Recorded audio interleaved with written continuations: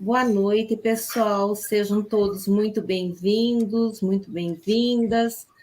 Em mais uma sessão, né, mais uma programação do nosso projeto de aperfeiçoamento em língua e literatura.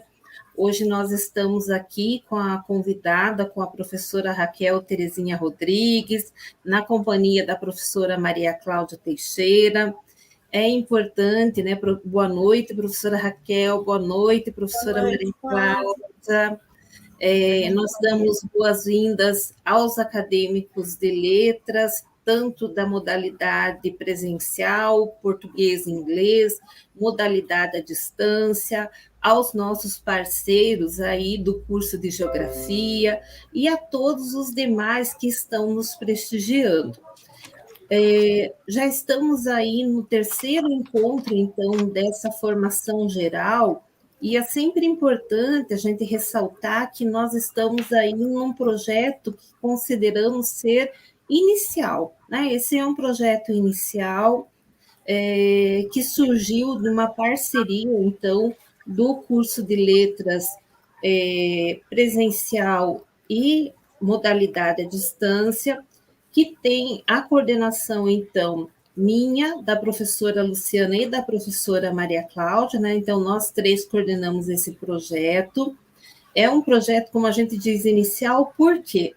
Porque nós pretendemos, então, levar a cabo nos próximos anos, pensando já no aperfeiçoamento do projeto, e pedimos para isso a participação efetiva de todos ao final da realização desse projeto, quando nós disponibilizarmos a questão da avaliação do projeto, né?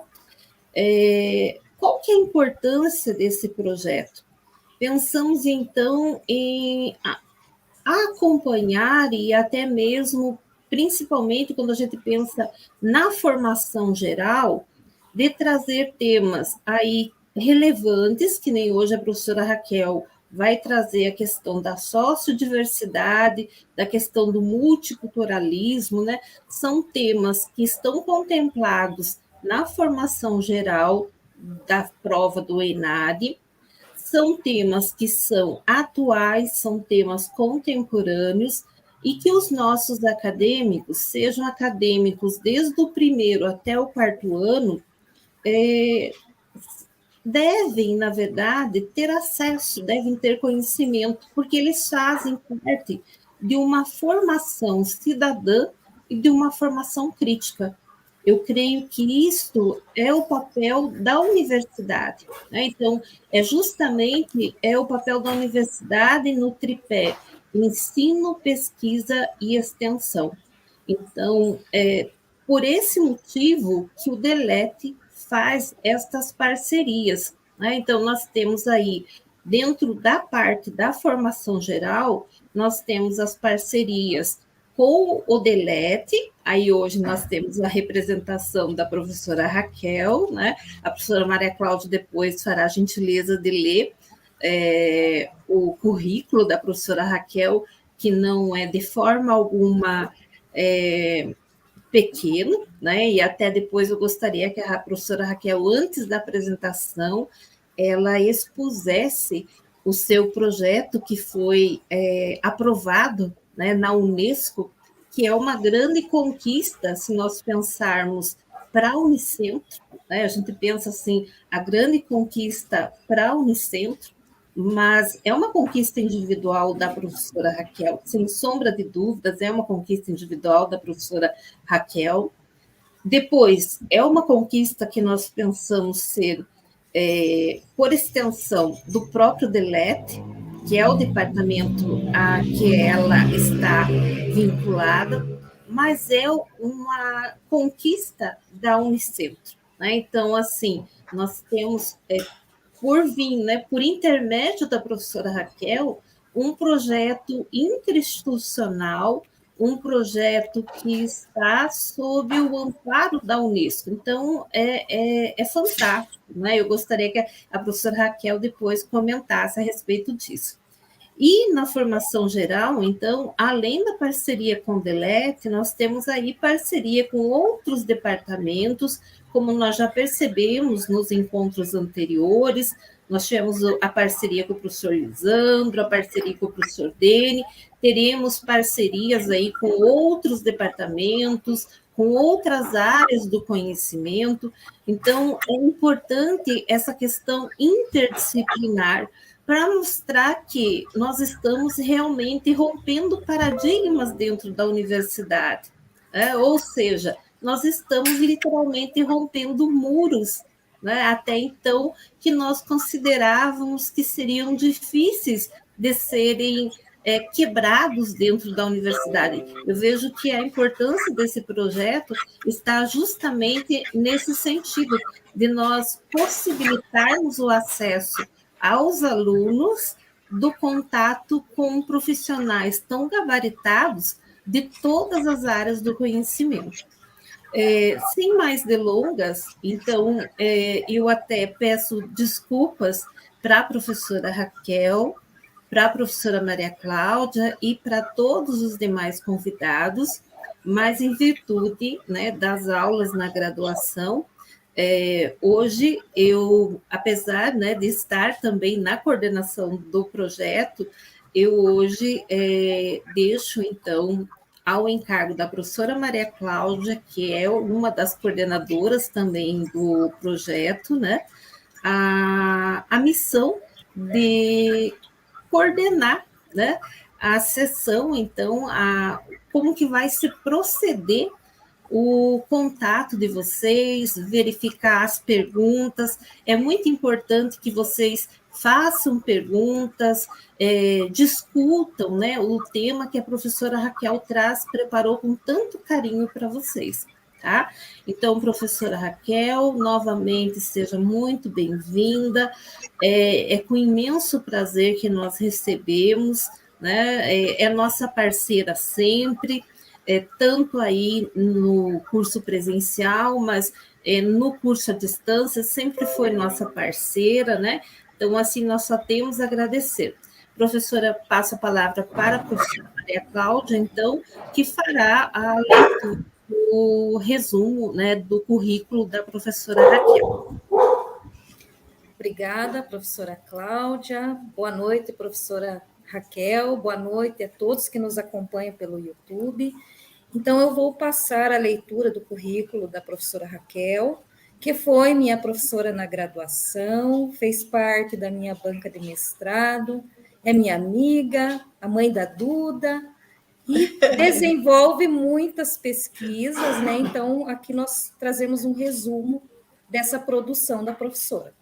A professora Raquel possui graduação em Pedagogia pela Universidade do Estado de Santa Catarina, a UDESC, também graduação em Letras pela Universidade Federal de Santa Catarina, a UFSC, mestrado em Literatura pela UFSC também, e doutorado em Literatura, Teoria Literária e Literatura Comparada pela USP, né, pela Universidade de São Paulo. É professora no DELET, nossa colega, e também no programa de pós-graduação em Letras da Unicentro, e atua como professora colaboradora no programa de pós-graduação em Literatura da UFSCar. E dentre a vasta produção de pesquisas orientadas e desenvolvidas pela professora Raquel, nós destacamos o projeto de pesquisa A Difícil Missão da Escrita, Escrever sobre si e escrever sobre os outros, que faz parte de um projeto maior, cujo objetivo é ler a literatura feminina sob a perspectiva teórica de mulheres, pensando em questões como identidade, solidão, violência, sororidade, dororidade de mulheres que escrevem sobre si quando escrevem sobre os outros, fazendo de sua escrita um marco de resistência. E também o projeto que a professora Cláudia já mencionou, o Leia Mulheres Pretas, Indígenas e LGBTQIA+, que foi aprovado pela Unesco e que está aí representando a Unicentro na América Latina. Então, hoje a professora Raquel vai abordar o tema sociodiversidade e multiculturalismo, e antes de passar a palavra para a professora, eu quero destacar e reforçar a importância da participação de vocês nos comentários e perguntas para a professora feitos no chat, para aproveitarmos esse momento e enriquecermos essa conversa sobre esse tema tão importante e tão necessário para a compreensão do mundo, da sociedade, do outro, enfim, né? Então, professora, muito obrigada, seja bem-vinda, a palavra é sua. Obrigada às duas Cláudias, né? A Maria e a Cláudia, a Maristúlio, como diz o Ari. Eu fico muito contente de, né, poder participar e estar colaborando com vocês. Como a Cláudia falou, a gente faz uma parceria bem interessante, né, Cláudia, na educação de letras EAD e no presencial também, que agora virou tudo EAD, né? Então, a gente acabou experimentando aqui na íntegra o que os nossos alunos, as dificuldades que os nossos alunos da EAD têm. Né? Então, quero desejar boa noite a todas, todos e todes, né? Para marcar aqui as diversas, né, orientações aqui. E dizer que esse projeto que a professora Cláudia mencionou, ele é um projeto que, na verdade, é uma parceria entre todas as universidades estaduais aqui do Paraná, e nós, então, concorremos a um edital, que é da Cátedra da Unesco, para ações antirracistas na universidade. E de todos os projetos aqui que foram, né, que concorreram, só 5 projetos aqui no Brasil foram contemplados, e dentre esses projetos, o nosso. Né? Então, que nós ficamos muito felizes, porque é um projeto, além de ser internacional, né? É um projeto também interinstitucional, porque todas as universidades do Estado se juntaram para, né, uma ação comum. E isso, sim, foi bem bacana, porque o ano passado eu comecei com um projeto piloto.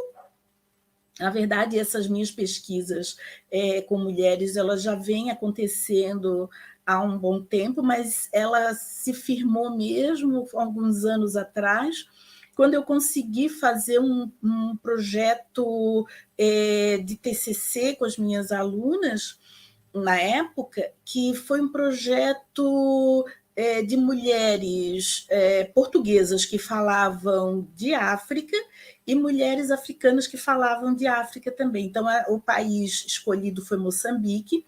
Então, um grupo trabalhava com as portuguesas que falavam de Moçambique, e o outro grupo trabalhava com as próprias moçambicanas falando de si. Então, foi um grupo assim, bem interessante que a gente conseguiu, e a partir daí, então, os estudos eles começaram a se firmar com orientações, com, né, falas, e agora, aproveitando que a gente ia estar em casa, aí eu já estava querendo mesmo fazer esse grupo de leitura, e eu entrei em contato, então, com as meninas do coletivo Cláudia da Silva, né? Quero agradecer aqui a participação delas. E aí a gente estava com intenção de fazer esse projeto nas escolas, mas foi exatamente no momento em que a gente foi, né, tudo foi suspenso, e a gente não sabia quando que ia retornar, e aí elas me fizeram uma contraproposta, falaram, não vai ter escola e tal, mas quem sabe se tu não gostarias de fazer esse projeto piloto conosco, porque nós também gostaríamos de ler, e enfim, ele começou com Leia Mulheres Pretas, e a gente fazia essa leitura do Atlântico Negro, né? Então, nós lemos Brasil, lemos Estados Unidos, vários países africanos, e aí tinha um outro grupo que a gente fez a experiência de eu ler para elas, né? Então, aí eu todo dia postava um trecho, e a gente também lemos bastante livros dessa maneira. Então, eram 2 projetos que seguiam paralelo, e como foi quando o pessoal na verdade, a professora Maria Nilza, da UEL, me chamou para compor esse esse grupo de professores.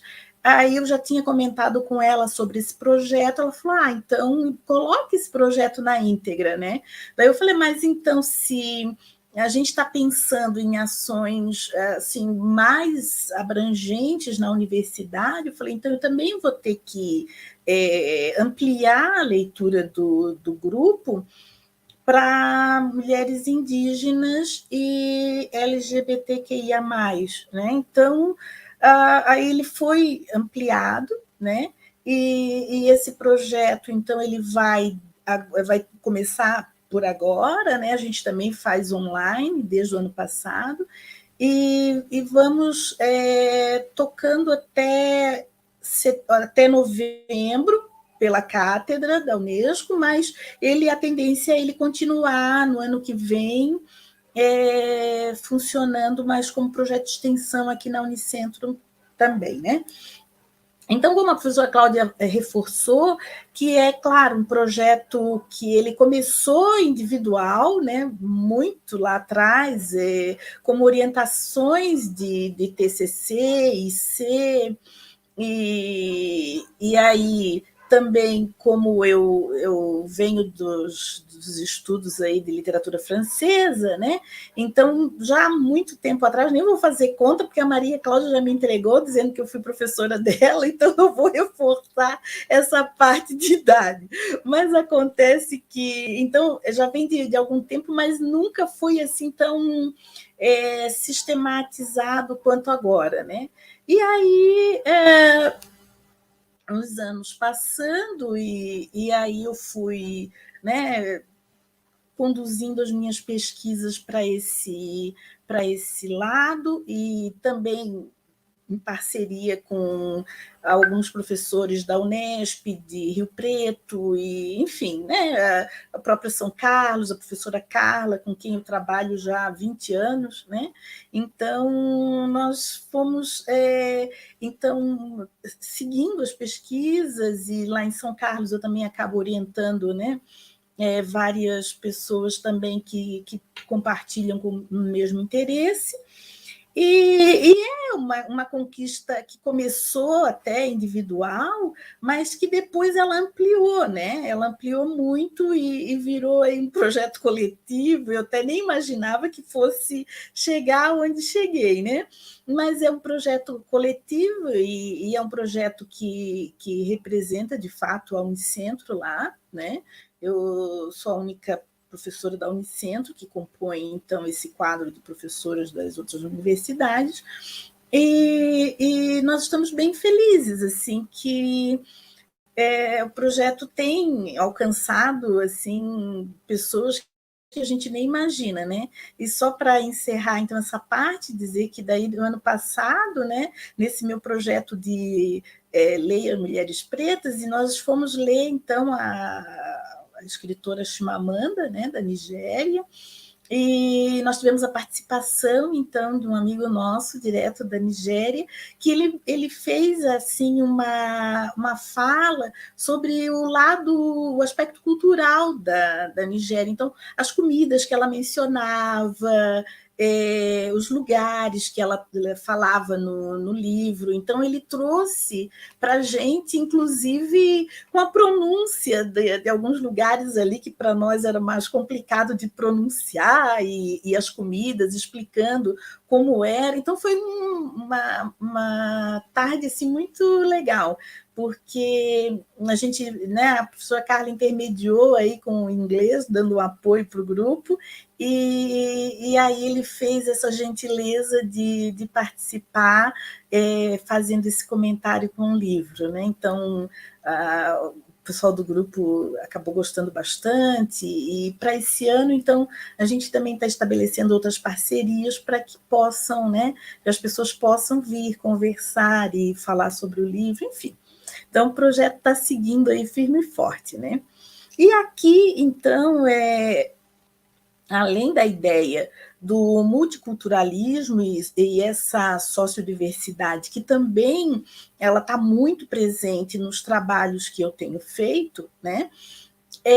Uma outra parcela que também se atrela a tudo isso, e por isso é que eu juntei, é a questão do cânone e do anticânone, né? Então, essa formação e essa discussão que, na verdade, tem nomes diferenciados, mas que acaba sendo, né, então, uma coisa só.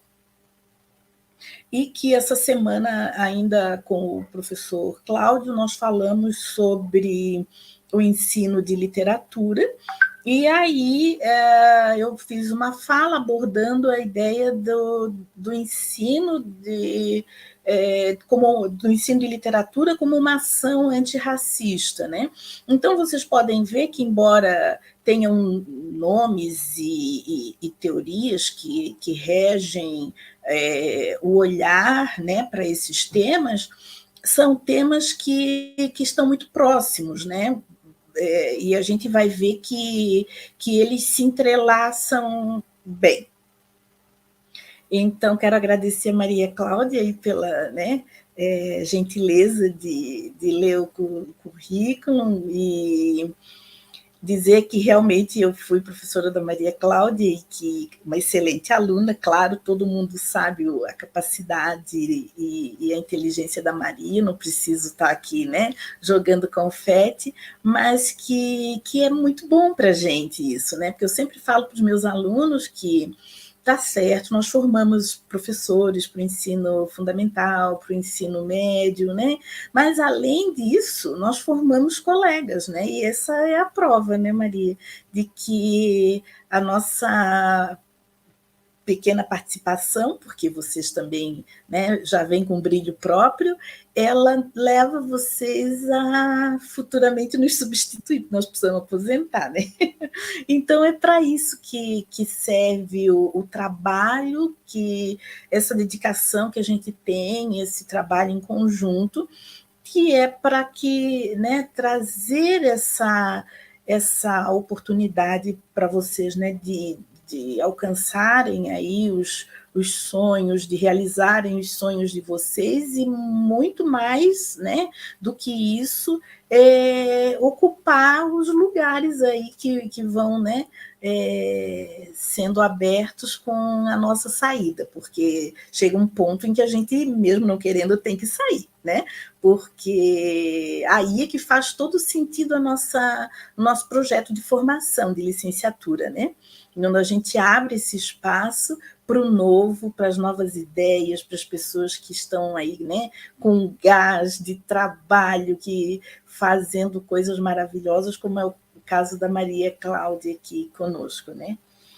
Então, sobre essa ideia de multiculturalismo e sociodiversidade, se nós formos pensar numa possibilidade de conceito, nós poderíamos dizer que seria, então, essa existência simultânea desses vários grupos humanos, né? Então, com padrões próprios, com modelos de organização, organização social, obviamente, autoridade política, acesso à terra também, né?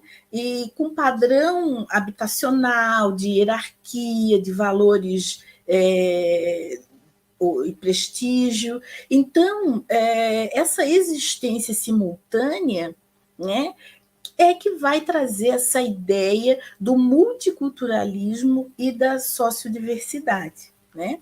Então, é uma sociedade que traz essa diversidade, já no próprio nome, né? Diversidade social, e também várias culturas convivendo ao mesmo tempo. No Brasil, como é que nós poderíamos pensar isso? Então, essa variedade cultural, ela poderia ser pensada nessa imensidão de etnias, né?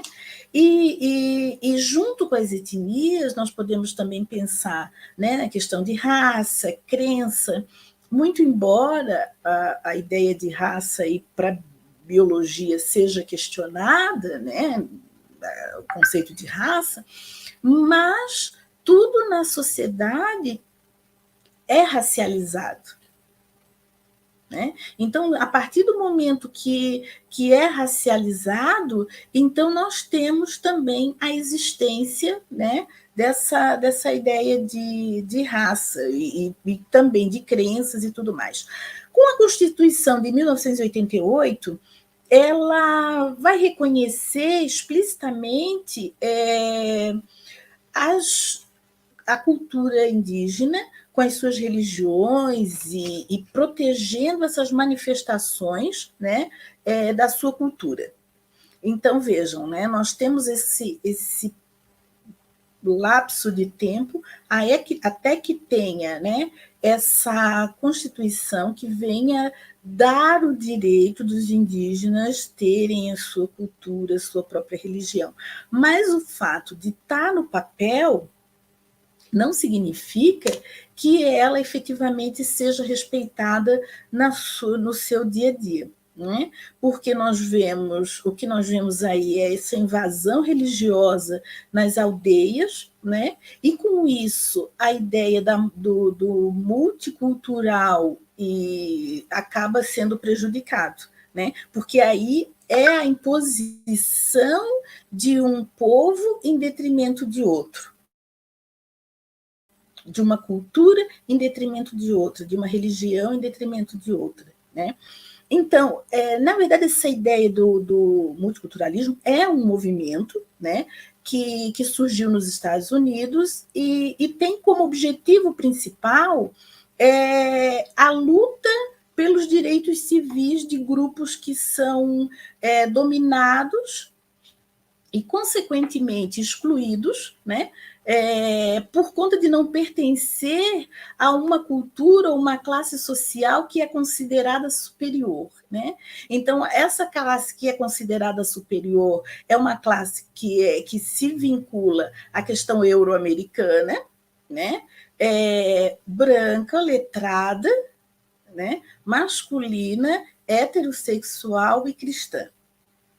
Então, nesse padrão, né, que é a ideia do que é socialmente aceito, nós jogamos também para a ideia do cânone, né, que a palavra cânone vem da palavra grega cânon, que significa vara de medir. Então, esse padrão aqui, que é o padrão que estabelece qual é a cultura que deve ser priorizada, né? E qual é as culturas que devem ser excluídas a partir desse padrão, né? Ela também define o que nós devemos ler, né? Qual é essa medida que nós devemos ler, quais são os autores que têm maior prestígio, e aí qual é a lista de autores que nós não devemos morrer sem ler. Né? Então, vejam como eu falei para vocês, está tudo entrelaçado. Né? Então, quer dizer, essa cultura que se acha soberana, que se acha melhor do que os outros, é a cultura que vai determinar o que é para ser lido, o que é para ser vestido, o que é para ser feito em determinadas situações. Aí, nós vamos retroceder um pouquinho para o século XX, e nós vamos pensar o que faz com que uma cultura seja difundida, né? E que seja tida como uma cultura padrão. Tem uma palavrinha aí que é a globalização. Né? Então, que foi a palavra que definiu praticamente todo o século XX. Né? Então, o que faz a globalização? Faz com que todos nós sejamos interligados ou interdependentes, né? Pelos meios de comunicação, pela internet, pelo transporte. Né? Então, através da globalização, por meio da globalização, nós temos uma feijoada no Rio Grande do Sul igual a feijoada do Rio de Janeiro, que é igual a feijoada do Amazonas, que é igual a feijoada no Mato Grosso. Então, nós temos toda essa rede interligando, e que transforma numa cultura só e vai descartando aspectos que fazem com que aquela determinada população seja única. tem a sua cultura em particular. Né? Eu sempre gosto de dar esse exemplo que quando, né, da feijoada, porque quando a gente era criança lá em Florianópolis, a nossa feijoada tinha muitas verduras, então tinha abóbora, tinha batata doce, né, cortados assim, uns pedaços, e algumas carnes e linguiças, não tanto quanto tem agora atualmente, mas esse aspecto cultural, né, que era tido ali na cidade, ele se apagou com a ideia da globalização, né? Então, quer dizer, padronizou-se a feijoada, a comida, pelo Rio de Janeiro, né? Então, quer dizer, as roupas, vocês podem até observar aqui em Guarapuava, uma coisa que chamava muita atenção, quando tinha as novelas na TV, que determinada época era mais frio, e na novela então tinha verão, então as blusinhas eram as blusinhas que deixavam a barriga de fora em pleno julho, né? Só que julho no Rio de Janeiro é uma coisa e julho em Guarapuava é outra completamente diferente. As construções são iguais a qualquer lugar, só que no inverno de Guarapuava, ela não pode ter uma construção que seja igual a uma construção no Ceará, né?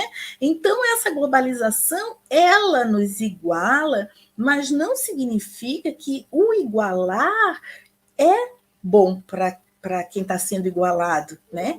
Muitas vezes ele tá perdendo culturalmente e não se dá conta desse processo, né? De estar eliminando a sua cultura, de ter a questão de vocabulário ou de gírias que circulavam internamente, mas que com essa ideia de que todas as gírias são as mesmas de norte a sul, então a gente vai perdendo determinados aspectos, né? E aí, quais são os aspectos, então, que vão contextualizar essa globalização? Nós temos o aspecto econômico, que é o mercado econômico, né? O político, que vai fazer o enfraquecimento aí dessa sociedade, né? E o enfraquecimento também do Estado, tornando aí essa sociedade civil, de certa forma, organizada, né? Cultural, que principalmente é essa ideia, né? Da hegemonia de uma cultura sobre as demais. Então, vejam, o que acontece com essa sociodiversidade e esse multiculturalismo, né? Ele faz com que Los Angeles seja considerada aí quase que a terceira cidade mexicana, porque ela concentra 1/5 da população do México lá, e faz de Buenos Aires quase que uma segunda cidade boliviana. Mas não é só pelo aspecto econômico e demográfico, se a gente pode pensar isso, né? É um processo de inter e multicultural, né? Multicultural, mas que essas diferentes culturas elas vão se entrelaçar, vão se mesclar, mas também vão se rejeitar, né? Então, quando elas se rejeitam, aí há esse embate cultural, e que aí sempre uma cultura que seja mais forte, ela vai, então, se sobrepor, né? Então, uma sociedade multicultural, por isso, é uma sociedade diversa, né?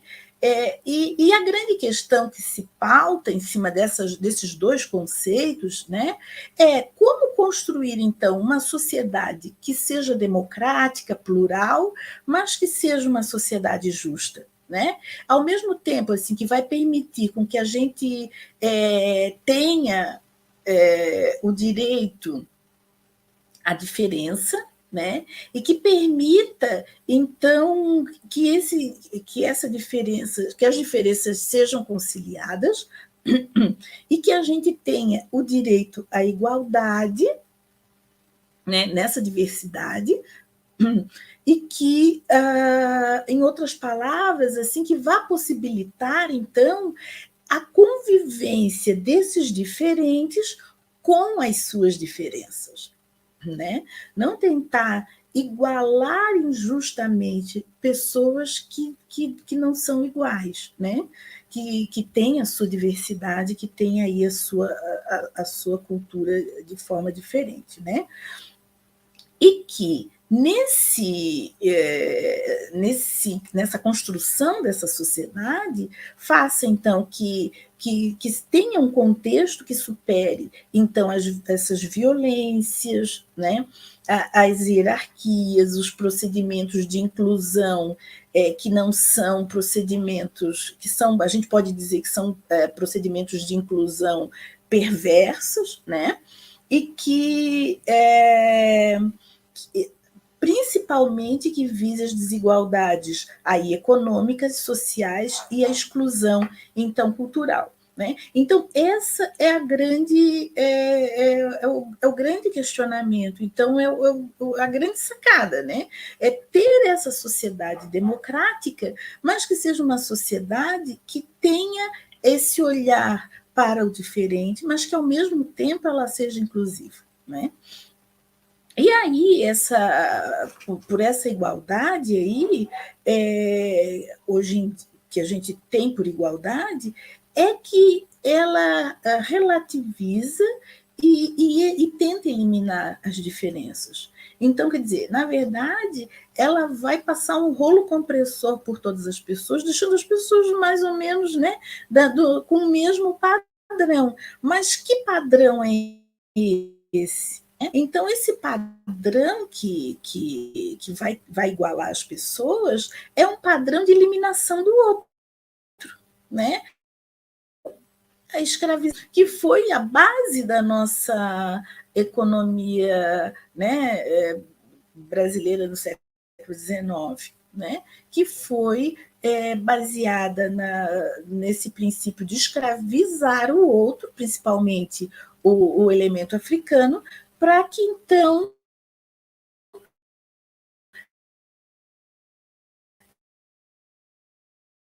ela a outra cultura que eu falei para vocês, né, do grande latifundiário, né, e com isso a gente acaba percebendo que não há maior desigualdade do que tratar igual as pessoas que são desiguais, né? E aí nós entramos num outro ponto dos direitos que nós temos, né? O Antônio Cândido já traz o direito à literatura como sendo aí, né, o rol dos direitos humanos, né? E a Marilena Chaui traz essa ideia da cidadania cultural, né?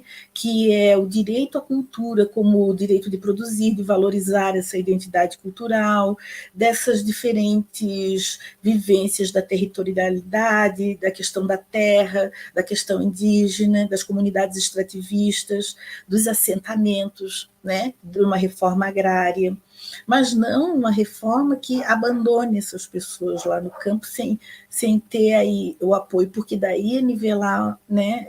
Não respeitar essa desigualdade. Também os ribeirinhos, os quilombolas, né?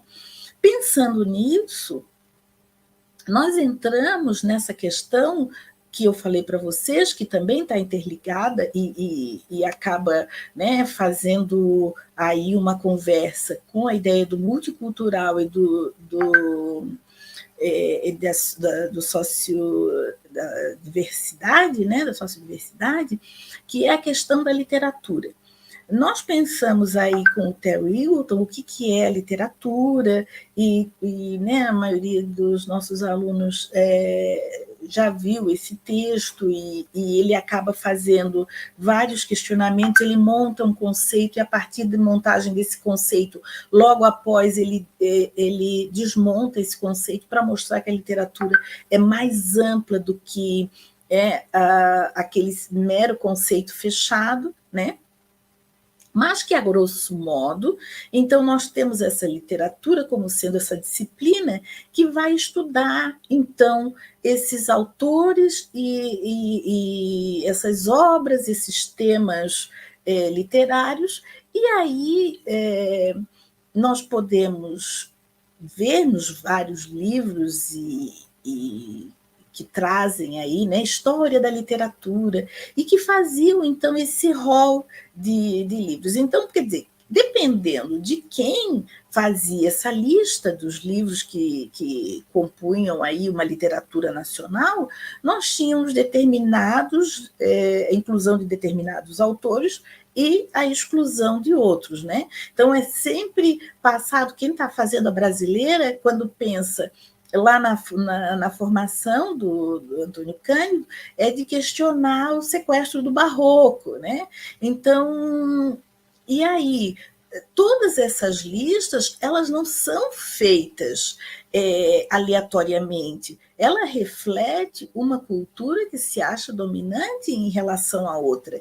Então, se eu sou brasileira, se eu, né, vivo em determinada região, se eu professo determinada fé, se eu tenho, né, determinada etnia, eu vou priorizar determinados escritores em detrimento de outros. Essa semana mesmo nós estávamos falando do ensino da literatura, e aí a gente estava pensando nessa ideia de uma literatura que priorizasse a ideia de ser antirracista, que não bastava não ser racista, mas que precisava ter essa tomada de posição antirracista e que pudesse ser trabalhada na sua pluralidade e pudesse atender vários elementos que pudessem mostrar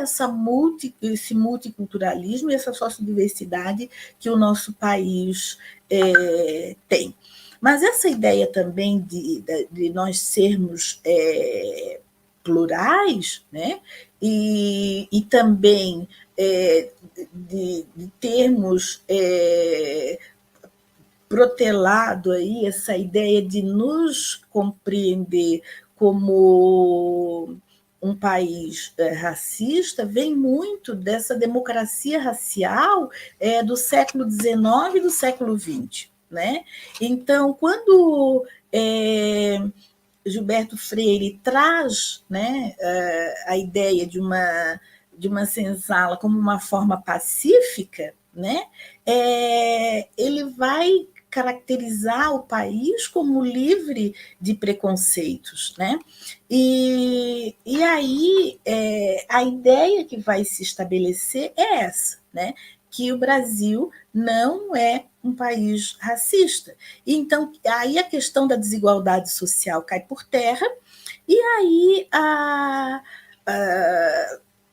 os exemplos que nós temos de outros países, como o apartheid na África do Sul, ou até mesmo os Estados Unidos, fazia com que nós olhássemos para esses lugares e dissessem, não, mas no Brasil não tem esses embates. Não, no Brasil nós não tínhamos essas questões de entrar por uma porta e o outro entrar por outra, então nós não somos assim. Só que essa questão da forma de ser velada acabou transformando num falso paraíso racial, que foi sendo empurrado e que estourou aí da forma que vem sendo feita no nosso dia a dia. Né? E essa questão também dessa invisibilidade, ela é levada para a questão do cânone. Né? Então, vocês devem ter percebido os vários comentários da mídia em relação a Maria Firmina dos Reis, que foi a primeira mulher, período romântico, a escrever um romance, e que foi silenciada até agora, e que agora que estão, né, trazendo à tona, aí, já republicando, né, então, o livro dela. Carolina de Jesus foi muito tempo invisibilizada, né? Então, quando tem uma reportagem no jornal que diz que quando ela visitou Maringá, então as senhoras da sociedade foram recebê-la, porque, imagina, era uma favelada que escrevia romances, então, praticamente assim, era, né, colocaram ela num aquário, né? Então, tinha algumas senhoras que ela foi convidada para um jantar que diziam, nossa, mas você sabe usar garfo e faca, né? Então, eram comentários assim que como se ela fosse um ser de outro planeta e que, né, estivesse ali, então, de mostruário, né? Mas o que a gente percebe é que essa autorização, entre aspas, que foi dada a ela para publicar esse livro, né?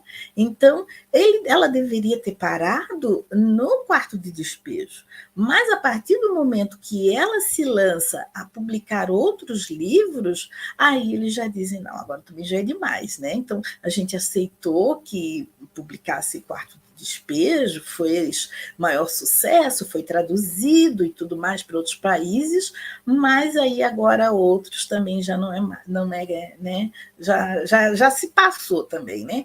E aí o que acontece? Ela é silenciada e essa obra, agora, com a filha dela e com a professora Fernanda, do Rio de Janeiro, então está sendo relançada e vocês estão vendo a polêmica nos jornais aí sobre se deveria passar pela correção, né, ou não, ou trazer a própria escrita dela da forma como ela fez, né?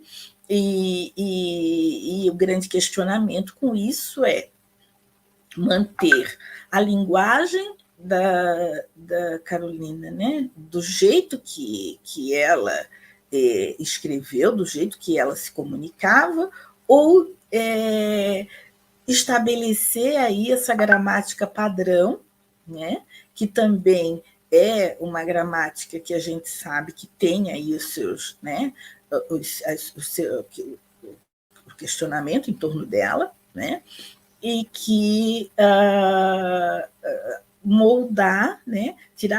Descaracterizá-la para que ela seja enquadrada nessa gramática padrão. Enfim, eu trouxe para a gente comentar algumas questões, né, dos cânones, né? Então, eu trouxe algumas listas de leituras para mostrar para vocês justamente esse rol, né? Então, alguns são mais autorizados, então a gente vê essas listas de leitura da Folha, lista de algumas revistas. Então, o crítico literário é que teria essa autoridade, digamos assim, para dizer qual é o melhor livro para que a gente possa, então, ler e ter aí um panorama bem interessante da literatura nacional. Então, a primeira lista que eu vou compartilhar com vocês, eu vou compartilhar da tela, tá?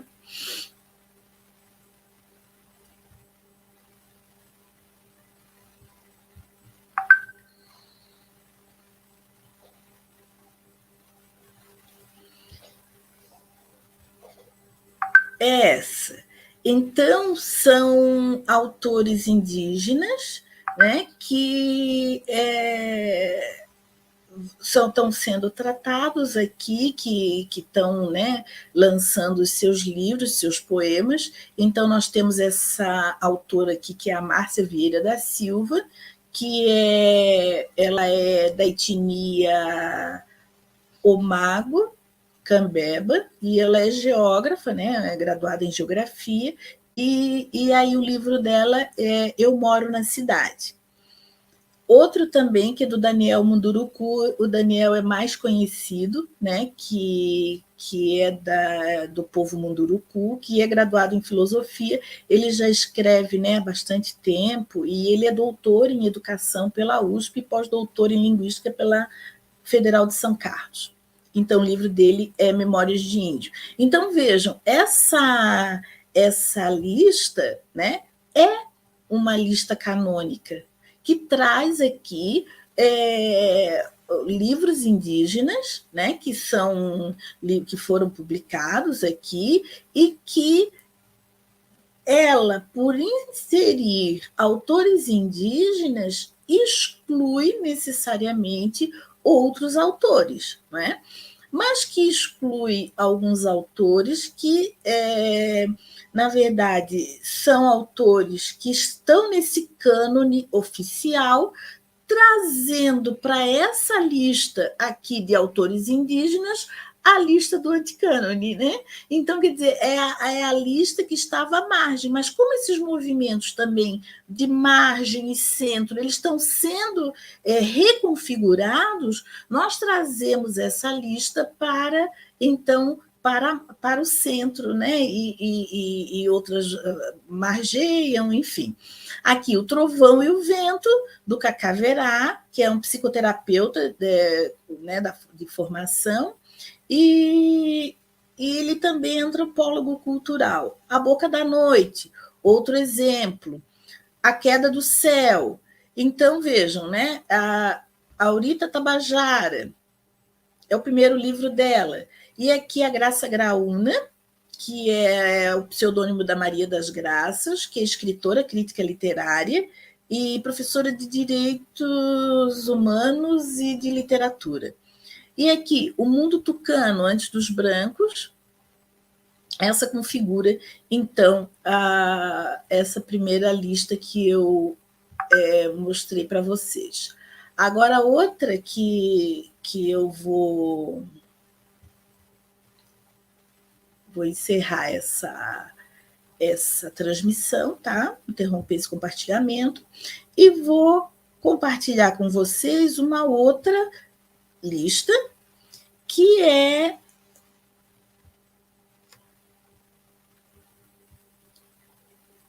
as 10 autoras de ficção e poetas negras norte-americanas. Então, nós temos a Harriet Wilson, né? Aqui, vejam, que tem um trabalho autobiográfico, a Zora Hurston,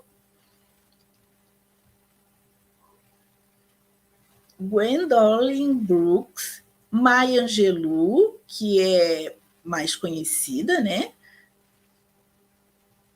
A Toni Morrison, que também é bastante conhecida, morreu agora em 2019 e foi a única mulher a receber o Prêmio Nobel, né? E o Pulitzer, por Amada.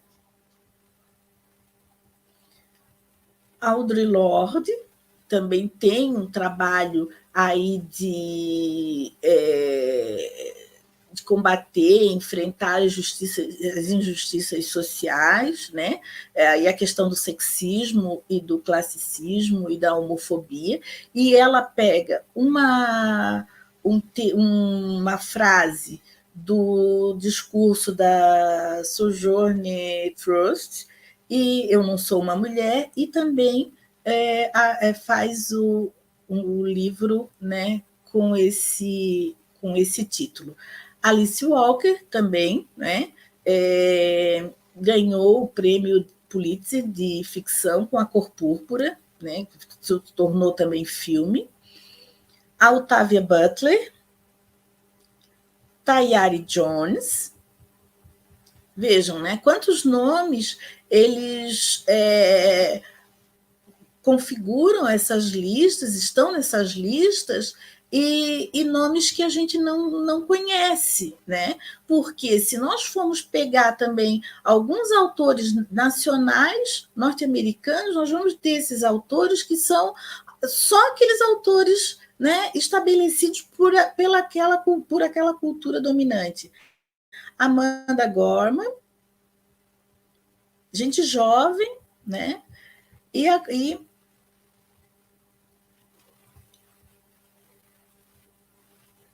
a última lista que eu vou compartilhar com vocês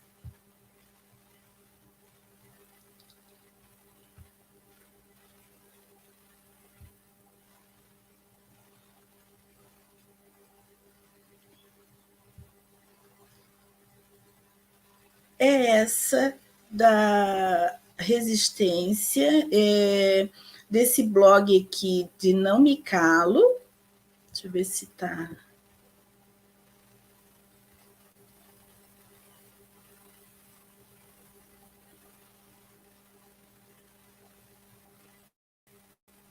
Não sei se ele...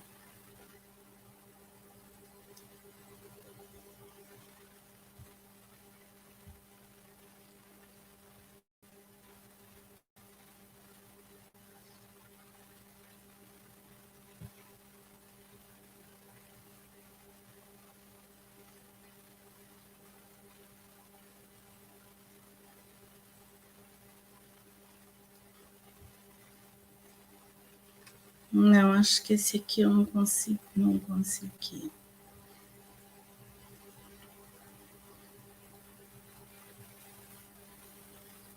Aqui do Brasil, vejam quantas que foram silenciadas.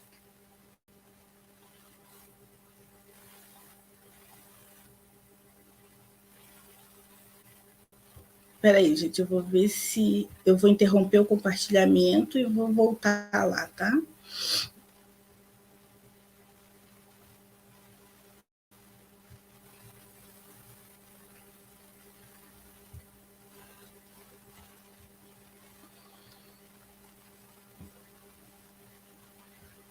Aqui. São livros que a filósofa Sueli Carneiro, né, ela vai indicar, né? Então, Sueli Carneiro é militante, uma mulher militante que, né, uma filósofa muito conceituada, né, e que tem uma longa trajetória na defesa das mulheres. E aí ela indica aqui, né, alguns livros. E ela começa indicando a Conceição Evaristo, né, que todo mundo conhece, e o livro Ponciá Vicêncio, que traz aí questões importantes sobre a ideia de campo e cidade, como que a população, né, negra pós-abolição continua convivendo nos espaços que eram dela, mas que agora ela tem que pagar por onde vive. Um defeito de cor da Ana Maria Gonçalves, né, que também venceu a categoria de literatura brasileira, o prêmio Casa de las Américas, né? A Cidinha da Silva, O Homem Azul do Deserto, que foi considerada agora uma das melhores cronistas da atualidade, né? O Quarto de Despejo, da Carolina, né, Maria de Jesus, que foi traduzido aqui em 15 idiomas, né? Então vejam que foi causou um impacto muito grande, né? A Primavera para as Rosas Negras, da Lélia Gonçalves. O que é Lugar de Fala, da Djamila Ribeiro, também a Djamila é filósofa, né? Lançou essa coleção Feminismos Plurais, né? Então, sob esse selo, eles estão publicando muitos livros, né? Dentre eles, O que é Lugar de Fala, também lida com a questão do colorismo, né? Então, são questões bem interessantes que elas acabam indicando. Então, quer dizer, é um cânone que é indicado por pessoas que têm aí autoridade de fala, mas que, na verdade, funciona como uma ideia do anticânone, né? Se nós pensássemos que a cultura padrão estaria silenciando todos esses textos. Quero ver se eu consigo compartilhar com vocês mais uma, e aí a última lista.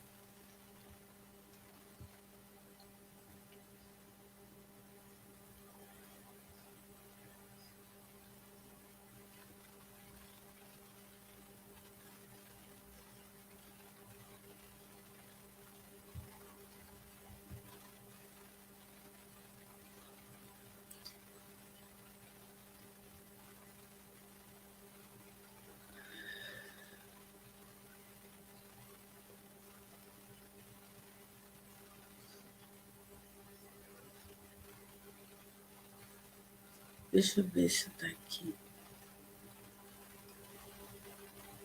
Aqui da literatura africana de língua portuguesa. Então, da literatura africana de língua portuguesa, nós temos, né, a Paulina Chiziane, que dispensa apresentação, né, moçambicana, e também está sempre sendo mencionada no portal Guelé 10, né? Então, tem os livros dela, tem o Onjak também, né, angolano, e Chinua Achebe. Então, tem vários escritores, mas dependendo da perspectiva, né, Os Filhos da Pátria, de João Melo, e dependendo da perspectiva, então, ela é trazido para essa questão do lugar que ele que está sendo falado. Então, acho que era isso, e a nossa conversa, então, vejam que acaba sendo essa ligação que há, né, entre a ideia do multicultural, do respeito ao multicultural, do respeito à sociodiversidade, vai fazer com que essa lista, que a gente chama de canônica, tenha determinadas inclusões, né, dessa lista, para que seja, né, respeitado e seja ampliado essa ideia de cultura múltipla. Então, era isso. Professora, muito obrigada por essa excelente fala. Nos faz refletir. Desculpa. Nos faz pensar sobre muitas questões aí que a gente precisa refletir com bastante aprofundamento, com bastante cuidado também, né? Fiquei pensando principalmente nas listas que você foi apontando aí nas obras literárias, e penso como é que essas listas acabam sendo recebidas na academia. E impostas, por exemplo, nas escolas, né? Então, veja, minha filha trouxe como leitura textos do Monteiro Lobato, uma menina negra que vai ler Monteiro Lobato, né? Um eugenista, racista, que traz aí, gritando, essa teoria do embranquecimento, que é favorável ao casamento dos brasileiros com as italianas e com as alemãs para embranquecer o país, né? Então, quer dizer, está tudo ali, né? Mas isso não é trabalhado, né?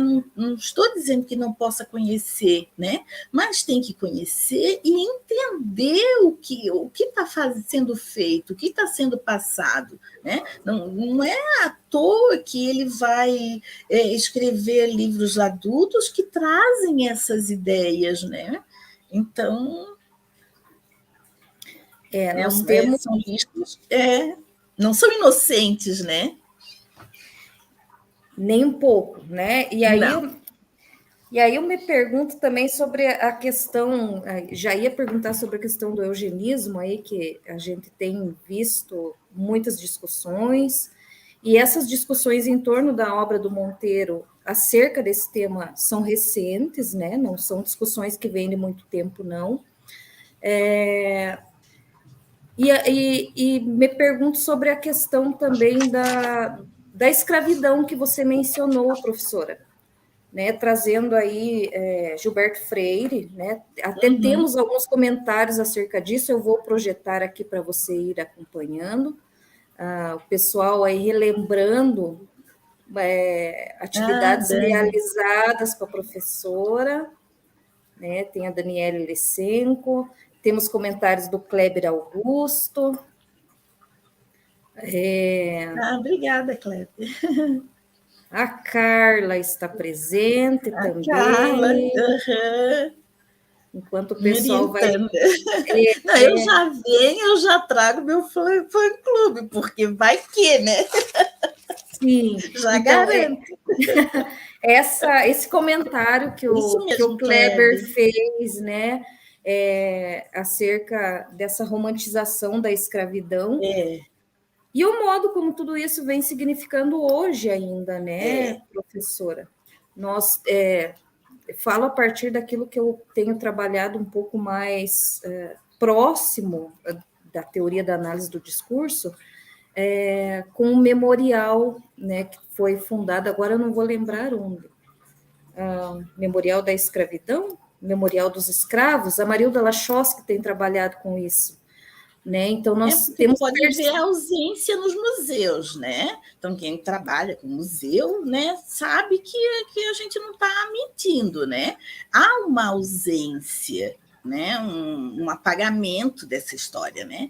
Só que, veja, a história em determinados tempos ela grita por si só, né? Olha o Cais do Valongo, que é a pequena África ali no Rio de Janeiro, né?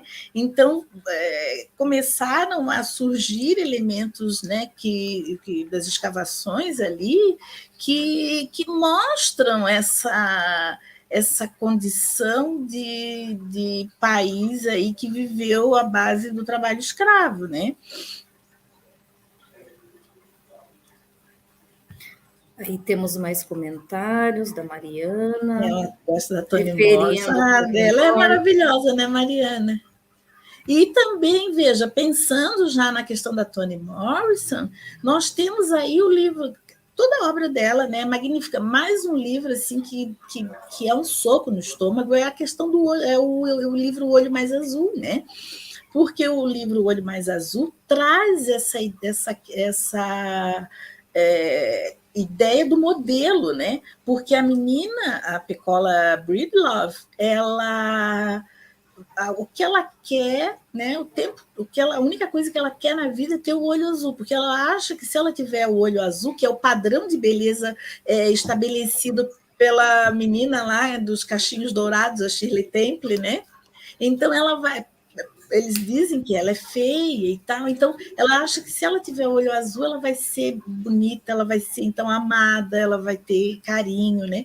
E aí acaba assim enlouquecendo por conta dessa todo, né, um trajeto que ela percorre, mas acaba enlouquecendo por conta dessa ideia do olho, né, o olho azul. Mas justamente porque o olho azul, né? Porque estabelecendo essa questão da cultura, né, que é priorizada, né, padronizada. Normatiza, né? Normativiza tudo, né? Solicitações de referências, nós temos aqui também. E agora, com a pandemia, sabe, Maria Cláudia, apareceu muito clube de leitura, muito, né? Então, assim, se vocês entrarem no Instagram e forem seguindo essas, né? Tem editoras que estão assim priorizando determinados textos, editoras que se propõem a publicar literatura indígena, LGBT, escritores negros, mulheres, né? Então, tem muita possibilidade, tem muita oportunidade de conhecimento, muita live que traz que está sempre lidando com essa questão, né? E é interessante porque claro, o movimento negro não é um movimento que começou agora, né, em defesa da cultura, em defesa dos direitos, ele não começou agora, mas ele, né, a gente já viu que muitas pessoas morreram por conta de lutar pelos seus direitos, Martin Luther King, Malcolm X, vários, né? Até seria injusta de citar alguns e não citar todos, mas só para a gente ter uma ideia. Mas o que aconteceu agora, pós-Floyd, né, foi juntar todos esses ancestrais na luta, né, e explodir no mundo, né? Então, o recado foi dado de que a gente não aceita mais esse tipo de coisa, né? Nenhuma sociedade ela pode se manter em pé, ela pode ser, né, se configurar se ela aniquilar uma cultura, né, um povo. Então, e também trouxe essa ideia de que a luta ela tem que ser uma luta coletiva, né? Então não é porque a pessoa é branca que ela não tem que lutar pelos direitos dos negros, porque todo mundo se unindo, todo mundo vai ter aí uma sociedade mais justa, mais inclusiva, né? Como que pode uma pessoa ter, né? Eu sempre digo, não existe um muito rico sem que haja um muito pobre, né? Então, e isso não é equilíbrio, né? Então, o equilíbrio ele se dá justamente quando há essa integração das lutas, né? Só que, claro, que a gente também não vai ficar esperando ter alguém para lutar ajuda, a gente vai lutando. Quem quiser, venha junto, né? E foi o que aconteceu com a morte do Floyd, né? Então, quer dizer, países que tradicionalmente não têm esse tipo de manifestação, né, como o Japão, como a Austrália, eles saíram, né, em passeatas e trazendo essa manifestação. E eu vi uma reportagem do Lewis Hamilton, né, que ele tinha um amigo que, lá no futebol americano, ele saiu, né, do campo, assim, quando eles tocaram o hino nacional, hastearam a bandeira, porque a bandeira também representa o grupo dominante, né? Então, e ele foi para o canto do gramado e levantou ali a mão direita em sinal de Black Power, né? E aí ele disse que ele se arrepende de, naquela época, porque ele queria ter colocado um símbolo desse no capacete, né, na hora da corrida, mas que ele foi impedido, dizendo que na Fórmula 1 esse tipo de coisa não era possível, né? E aí ele disse que depois ele foi refletir sobre isso, né, e que ele se arrependeu de não ter saído em defesa do amigo naquele momento, né? Tanto é que ele organizou aquele manifesto ali dos pilotos e alguns passaram o recado ao ficar em pé e não se posicionar ao lado dele, né? Então, o recado foi dado. Lê quem tem inteligência e os olhos abertos, né? Então, vejam, né? Então, enquanto ele estava ali aceitando todas as coisas e se, né, ficando no lugar dele, né? Ele não criou problema, ele estava tranquilinho, mas a partir do momento que ele se manifestou e tomou um posicionamento, né, pela sua própria cultura, pela sua própria etnia, pela sua, né, descendência, aí ele já não, né, daí já começou a incomodar, né? E trouxe outros também para uma luta também, né? Trouxe outros para uma luta, justamente. Que acabam também se posicionando e aderindo, né?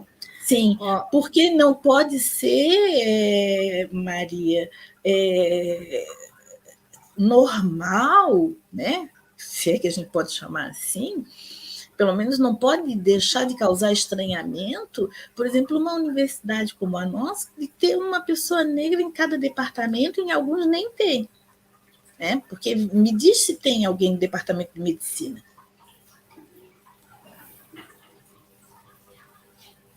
Né? Por quê? Nenhum negro nunca jamais quis ser médico? Muito pelo contrário, né? Muito pelo contrário, né? Então, é importante que sejam discutidas as questões das cotas, né? Na Unicentro. A Unicentro e a UniOeste são as duas únicas universidades que não têm as cotas. É importante que discutamos as cotas para pós-graduação, sim, né? Porque precisa, né? Não basta simplesmente formar e jogar, não desmerecendo, obviamente, né? Mas tirar da universidade bem escondidinho, botar lá na escola escondidinho, né? Tem que ter, sim, para que essas pessoas possam ter os seus mestrados, ter os seus doutorados, né? Os indígenas, os negros, o LGBT, né? Porque eles não chegam lá. Não chegam porque eles são tirados antes, não tem essa possibilidade. Então tem que ter, né? Tem que ter essa discussão das cotas, tem que ter, né, o entendimento. As cotas não são, né, não é a melhor política. Pode até ser que não. O dia que surgir outra, a gente analisa para ver se a outra é melhor. Se for melhor, a gente fica com a melhor, não é assim? Mas as pessoas copiam tanto os Estados Unidos e esquecem que nos Estados Unidos tem cota para tudo, né? Tem nas universidades, nos esportes, né? Então eles copiam uma sociedade, mas elas não sabem nem o que estão copiando, né? E é importante discutir, sim. Ano que vem, né, as cotas elas completam 10 anos, tem uma discussão grande, e esse nosso grupo aí dos professores, né, então,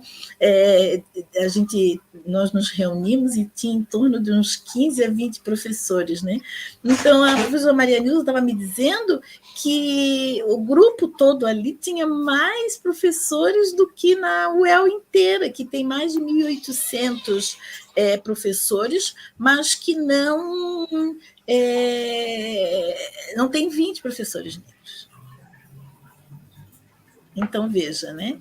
É bem complicado. Então, precisa conversar, precisa, né?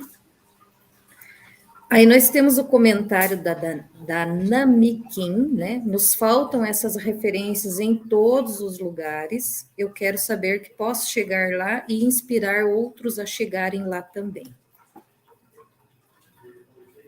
E aí, a partir dessa questão da inclusão, eu também gostaria de refletir um pouquinho sobre a questão dessa questão a partir das comunidades indígenas, né?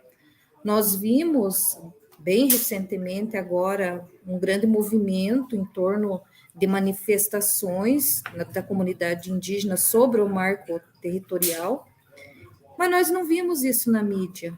Isso não circulou na mídia de forma massiva, então houve assim, uma espécie de silenciamento, um movimento que não é legitimado pela grande mídia, então não passa como se não fosse de interesse, né, de todas as pessoas, justamente para discutir essa questão da sociodiversidade e do multiculturalismo.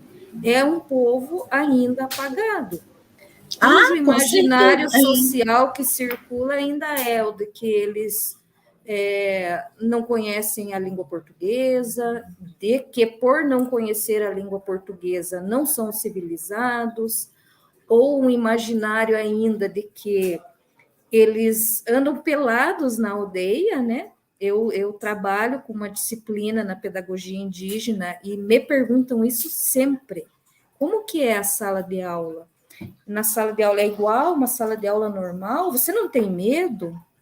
Eles vestem roupas? Então, continua, né? Se mantém esse imaginário acerca. Canibais. Exatamente. E realmente é necessário que se discuta, né? E que se discuta isso a partir de um lugar de fala, e é preciso que se dê essa voz, né, para as comunidades indígenas, quilombolas, aos negros, da comunidade LGBTQIA+, né, como é toda essa proposta que você vem trazendo aí no projeto que você comentou no início da sua fala, né? E eu acho que é a partir do lugar de fala que essa discussão da sociodiversidade e do multiculturalismo pode ser esclarecida, né? Porque ainda há uma ideia de homogeneidade que não existe, né? É uma ilusão. E a questão da população indígena, se a população negra é silenciada, né, tem a sua voz silenciada, a indígena é muito mais ainda. né? Porque ainda, veja, tem nessa questão de orientações de pós-graduação e tudo mais, ainda eles orientam os negros, né? Mas indígena não, ninguém quer orientar, né? Não querem eles lá. Então, fica muito evidente quando a gente participa dessas reuniões todas, né, que a gente escuta as pessoas dizerem, né, que não querem, que é muito difícil, que é isso, que é aquilo, né, ignorando, né, que é também a língua materna, né? Quantas etnias nós temos e não deixa de ser língua materna, né? E quebrando também aquela ilusão de que de norte a sul no Brasil nós todos nos entendemos e falamos a mesma língua, né? Essa ideia de homogeneidade linguística também é muito forte, né?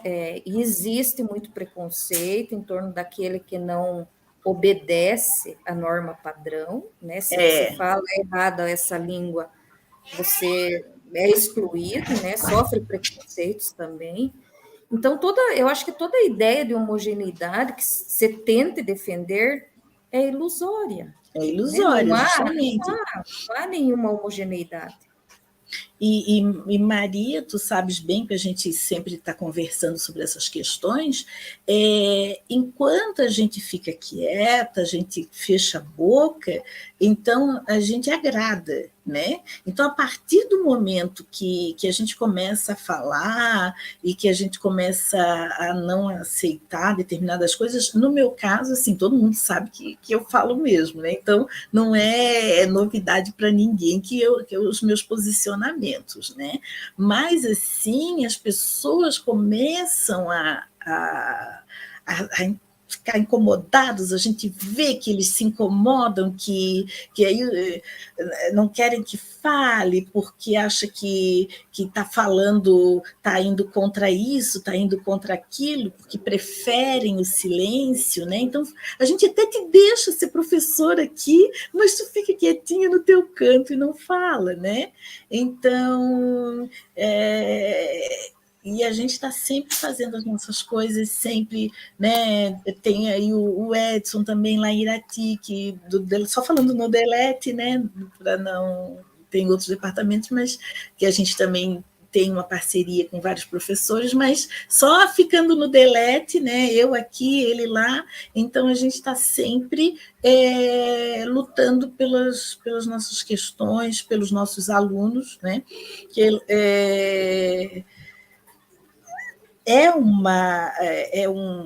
Não que eu queira ser exemplo para ninguém, porque absolutamente não sou, mas vendo a gente, né, ali, né, me vendo como professora, para o aluno entender que, olha, a Raquel chegou lá, eu também posso. Né? Então, não tem razão nenhuma de eu subir sozinha, Maria Cláudia. Então, eu subo, mas para que também os alunos, né, todos os alunos, obviamente, mas também os alunos negros, que são os que menos têm, né, oportunidades, mas para que eles percebam que eles também podem, né, e que é possível. Né? Mas não é possível sem luta. Né? Então, a luta ela já está na pele, né?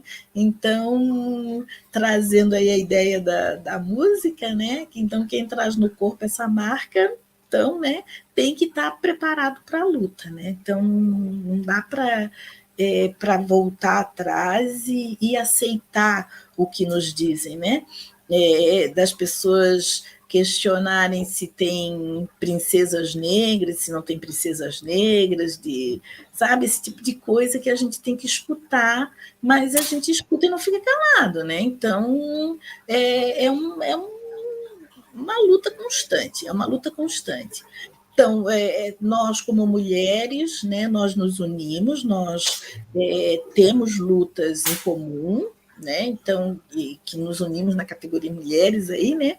Mas em determinados pontos as nossas lutas elas se dividem, porque daí são questões muito particulares, né? Então são questões nossas muito particulares que cada cada categoria tem aí a sua luta individual, mas isso não impede que a gente não possa ter né, uma luta em comum, uma no luta coletivo, né? No coletivo, que só no coletivo. E também tem o seguinte: eu particularmente dispenso os apoios privados, né?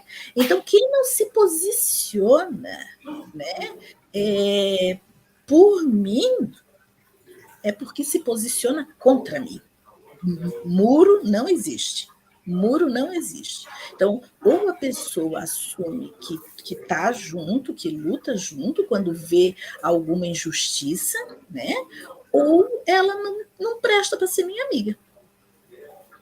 E eu estou muito feliz em te dizer que eu, com essas lutas agora, né, de políticas e tudo mais, eu perdi amizades de 30 anos. E estou muito feliz, porque não eram amizades, né? Eram só pessoas que estavam ali convivendo enquanto estava tudo bem, enquanto a gente estava rindo, enquanto estava todo mundo feliz, mas que não se posiciona e que muito pelo contrário, ao se posicionar politicamente, né, demonstrou que era contra determinados interesses de determinados povos e de determinadas etnias, né? Então, o recado foi bem claro. Ao se posicionar politicamente, a gente está mostrando em que a gente acredita e qual é a nossa bandeira de luta. Né? Então, isso tudo a gente tem que levar em consideração. Né? Então, eu estou bem feliz. Fiz uma limpa naquele Face, fiz uma limpa naquele Insta. Estou bem contente. É interessante a fala, professora, desse posicionamento político, né? O não posicionar-se já é um posicionamento. Já né? é um posicionamento. Mostra um não apoio a um outro posicionamento. Então, não existe neutralidade. Né? Não existe neutralidade, né? Nem na fala, nem nas ações. Né? Então, se uma pessoa diz que a nossa luta é mimimi, que nós estamos reclamando que o Brasil não é assim, que no Brasil não existe isso, a pessoa está dizendo para mim, olha, eu não acredito em ti, eu estou minimizando todo o sofrimento do teu povo, eu estou minimizando todo os que vieram antes de ti, que resistiram, que se mantiveram vivos num navio negreiro, que receberam açoites e que resistiram para que tu estivesses aqui, né? Então, isso tudo para mim não significa absolutamente nada. Então, para que eu vou perder meu tempo com um tipo de pessoa que pensa isso de mim? Sem contar que um posicionamento desse modo, né, uma negação de tudo isso que aconteceu na história, naturaliza a violência. Com certeza. E toda essa sociodiversidade, todo esse multiculturalismo que você vem discutindo aqui também, e aí eu falo, né, a partir daquilo que eu acabo estudando um pouco mais, faz parte também da nossa língua.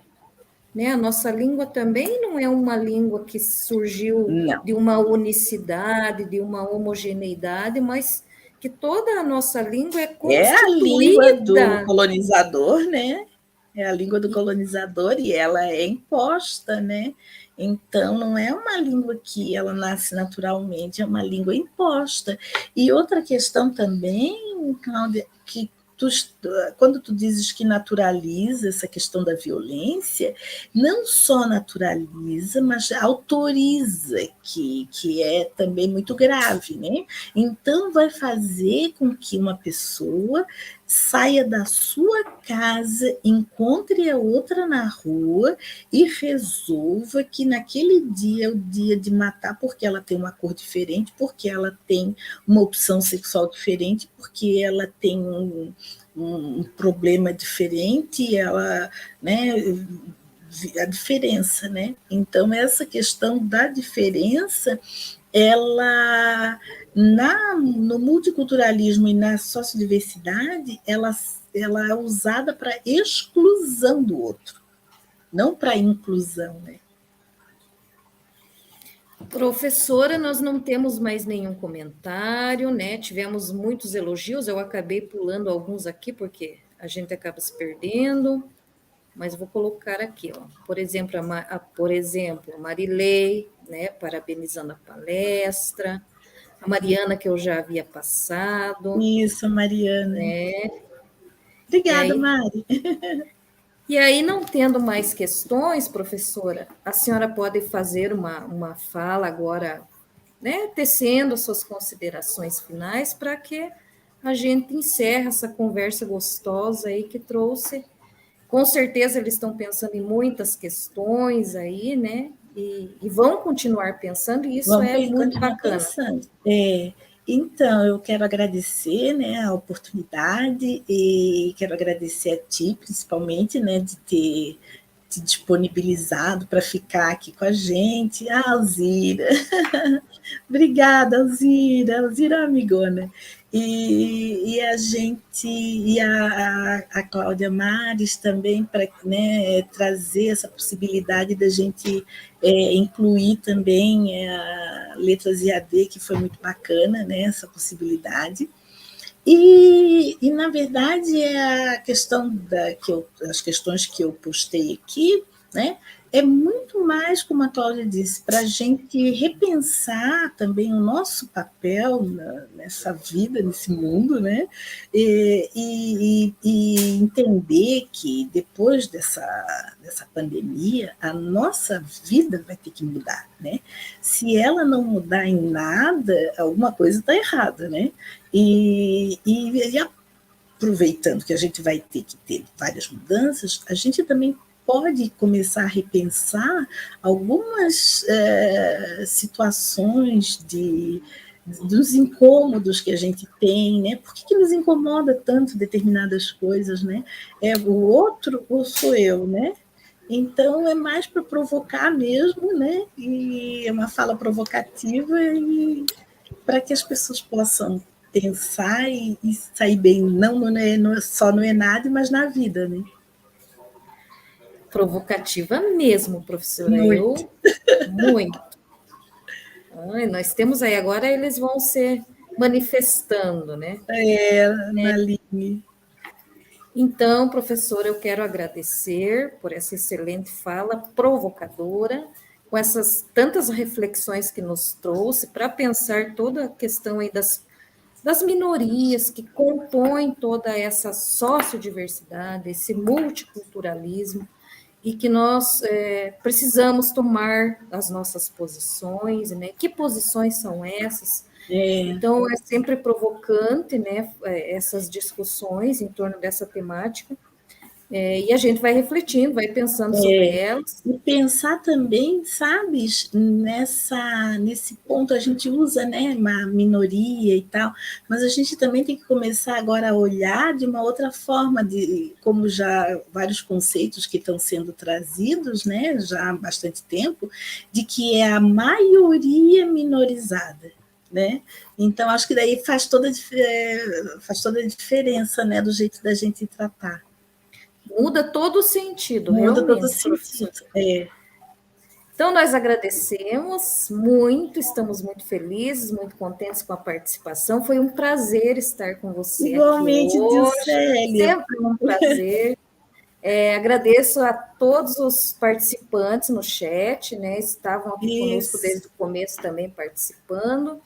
Desejo uma boa noite a todos e desejo uma boa sorte no ENAD, né? Então, a partir de todas essas discussões aí que foram tecidas nesse encontro, muita coisa aí vai poder contribuir. Faça uma boa prova. Boa sorte a todos. Muito obrigada mais uma vez, professora. Kleber é do meu fã-clube. Então, um abraço, gente. Boa noite.